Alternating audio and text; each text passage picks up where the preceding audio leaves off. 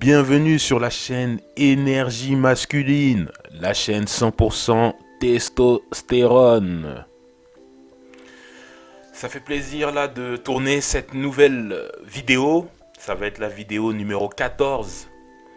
Et dans cette vidéo, on va parler d'entreprendre. Donc c'est une vidéo qui va rentrer dans une des séries que j'ai mis en place. Il s'agit de la série Ce qu'on ne t'apprendra pas à l'école. Et donc, avant ça, ma chaîne Énergie Masculine, c'est une chaîne qui a vocation à parler de réussite financière, de réussite professionnelle chez les hommes. C'est une chaîne qui a également vocation à parler de relations avec la gente féminine.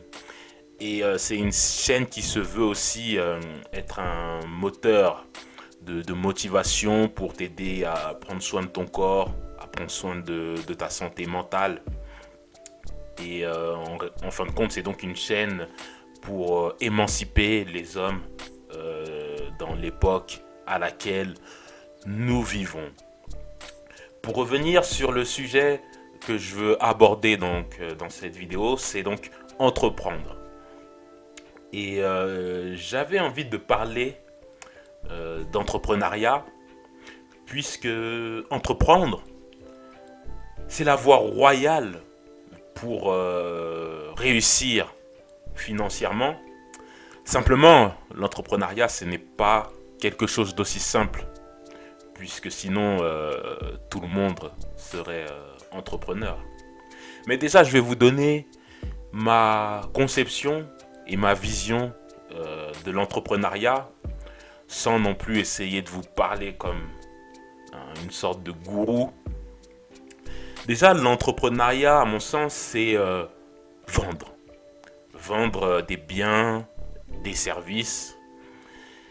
Et moi, j'adhère à la vision de l'entrepreneuriat que propose Robert Kiyosaki, pour ceux qui ont lu le célèbre livre Père riche, Père pauvre.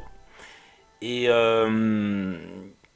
c'est même pas forcément dans le bouquin Père riche et Père pauvre, donc qui parle du concept là que j'ai envie de clarifier, mais c'est plutôt dans son livre le quadrant du cash flow, donc cash flow quadrant. Et en fait, bon, vous pourrez faire vos recherches, ou pour ceux qui ont déjà lu le livre, donc ils sauront peut-être de quoi je parle.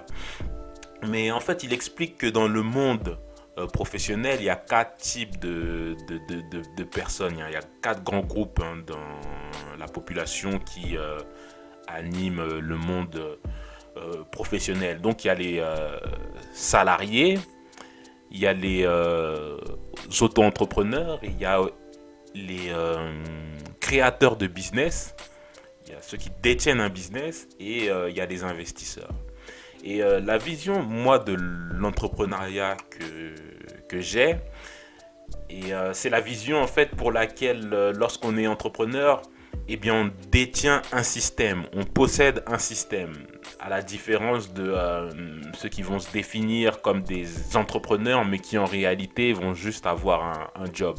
Donc je vais m'expliquer. Par exemple, si quelqu'un qui a un garage, si dans son garage c'est la personne qui va être à l'atelier, qui va être à la caisse, qui va un petit peu gérer la comptabilité, etc., qui va gérer, on va dire, tous les aspects du garage, eh bien, on peut considérer qu'en réalité, c'est un employé, puisque s'il s'absente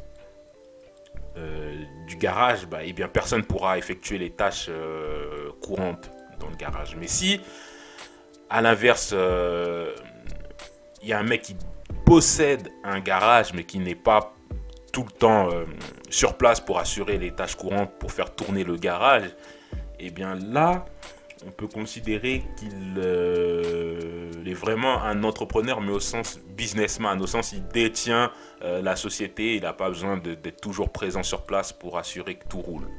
Il a juste un œil de temps en temps pour voir si l'argent rentre correctement. Donc c'est cette vision là, moi, de l'entrepreneuriat qui, en tout cas, fait sens pour moi.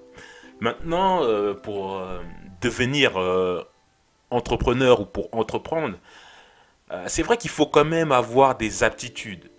Et ces aptitudes, elles peuvent venir si vous êtes déjà dans un cercle social ou si vous avez des parents, des amis, des frères, des sœurs qui sont déjà entrepreneurs. Ça facilite les choses, hein, puisqu'on a vu autour de nous des personnes qui ont réussi grâce à leurs affaires. Et bien, ça peut nous motiver ou nous encourager plus facilement à suivre leur chemin. Mais sans avoir dans son entourage des personnes qui sont déjà entrepreneurs, eh bien ça risque d'être un peu plus compliqué de se lancer dans un business. Et c'est pour cela que tout le monde ne pourra pas devenir entrepreneur. Donc entrepreneur, c'est quand même avoir quand même un état d'esprit. Et ça va donc être l'état d'esprit de prendre des risques. Et si on ne souhaite pas prendre de risques, c'est qu'on joue la carte de la sécurité. Mais bon, il y a quand même la possibilité, grâce à des formations, en étant accompagné, etc., de pouvoir apprendre, entre guillemets, l'entrepreneuriat, même s'il y en a qui ont déjà ça dans le sang. Et c'est dommage que dans le système scolaire, c'est pas quelque chose qui est sur lequel, en tout cas en France, c'est pas un sujet sur lequel on insiste. Après, pour ceux qui font peut-être des études dans le supérieur, des études de commerce, là, peut-être qu'on vous poussera ou vous serez amené à faire des projets où on va essayer de vous familiariser avec l'entrepreneuriat. Mais sans ça, c'est vrai que c'est pas tellement dans la culture. À la différence des pays anglo-saxons où dès le plus jeune âge, quand même, il y a un environnement qui est fait pour les pousser à entreprendre naturellement. Mais en France, c'est peut-être pas forcément le cas. Maintenant, un autre point sur l'entrepreneuriat que je voulais évoquer, c'est le fait que il y a un avantage à tirer pour entreprendre grâce à Internet. Internet fait en sorte que de plus en plus de personnes quand même ont la possibilité d'entreprendre. Et l'idée que j'ai à titre personnel avec Internet, c'est que on peut utiliser l'entrepreneuriat sur Internet comme levier pour essayer d'avoir déjà un capital, essayer de monter une petite affaire sur Internet. Puis avec le capital qu'on se crée, on pourra se lancer vers un autre business qui pourra même être en dehors d'Internet. Et ça servira donc de capital pour l'argent qu'on se fait sur Internet pour pouvoir, pourquoi pas, se lancer dans d'autres commerces, dans d'autres business. Et puis c'est pas mal d'entrepreneurs font comme ça, ils commencent avec des petits business. Après, dès que ça a bien tourné ou dès qu'ils en ont marre, ils vendent et ils se lancent dans un business qui peut rapporter plus gros, et etc. En fait, ils peuvent ensuite reproduire cette chaîne-là. Donc c'est bien aussi de changer de business lorsqu'on a réussi déjà à franchir le premier palier. Maintenant, pour ceux, on va dire, qui sont en phase de lancement, c'est que lorsqu'on est en phase de lancement, quand même, c'est bien d'avoir une sécurité en ayant un petit travail et en commençant à se lancer dans un business en parallèle. Donc, pour ceux, on va dire, qui ont un travail, vous pouvez vous concentrer sur votre travail, sur votre emploi, et puis en dehors de votre travail, prendre sur votre temps libre pour essayer de monter une petite affaire. Et d'ailleurs, au sujet d'Internet, la dernière fois, j'étais en train de regarder un petit peu les milliardaires. Quels sont les nouveaux milliardaires? Puisqu'il y a les anciens milliardaires, j'ai envie de dire, et les nouveaux milliardaires. Pour moi, les anciens milliardaires, c'est vraiment des gens qui sont issus déjà d'une famille très riche et pour qui donc c'est un peu plus simple de devenir milliardaire ou de rester milliardaire, dans le sens où ce sont des milliardaires qui ont hérité d'une fortune donc de leurs aïeux.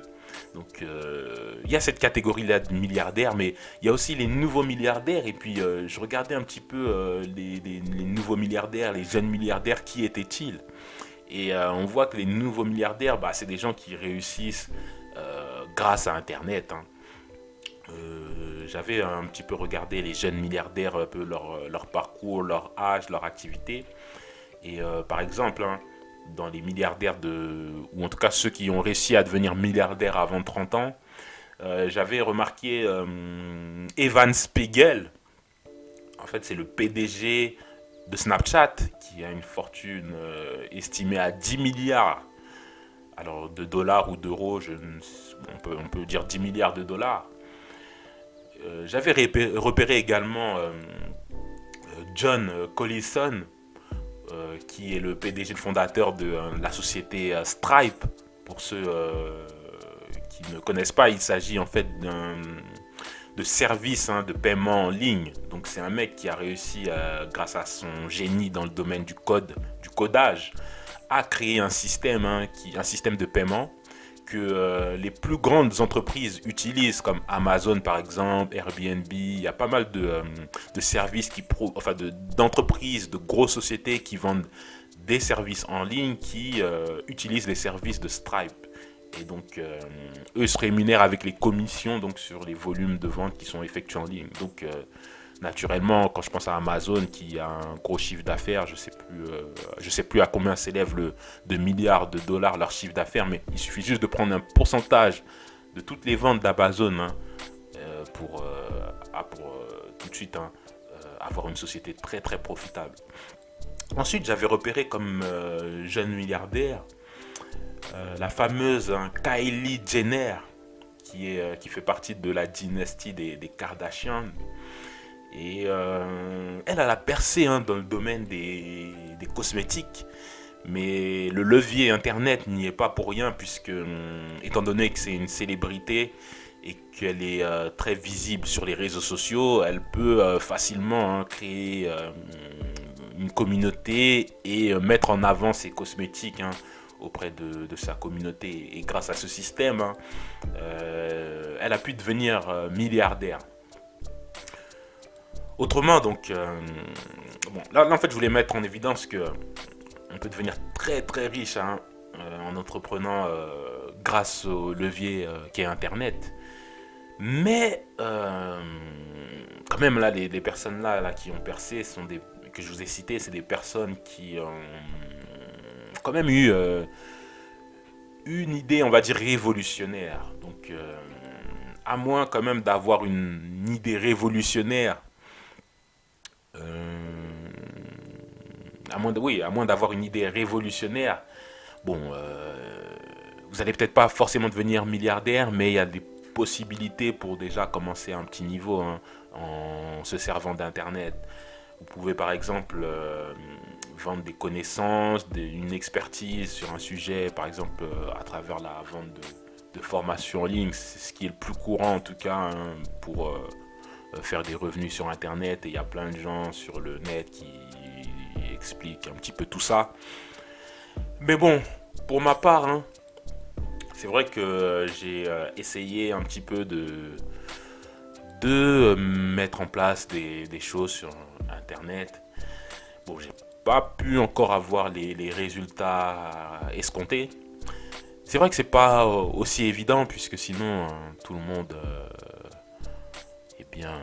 serait sur Internet, mais c'est pas le cas. Vous voyez bien que dans la vie réelle ou dans votre entourage, les gens vivent grâce à un travail, on va dire, un travail normal, un job de salarié. C'est pas tout le monde qui parvient à vivre grâce à Internet. Donc ça veut dire qu'il y a des efforts à fournir.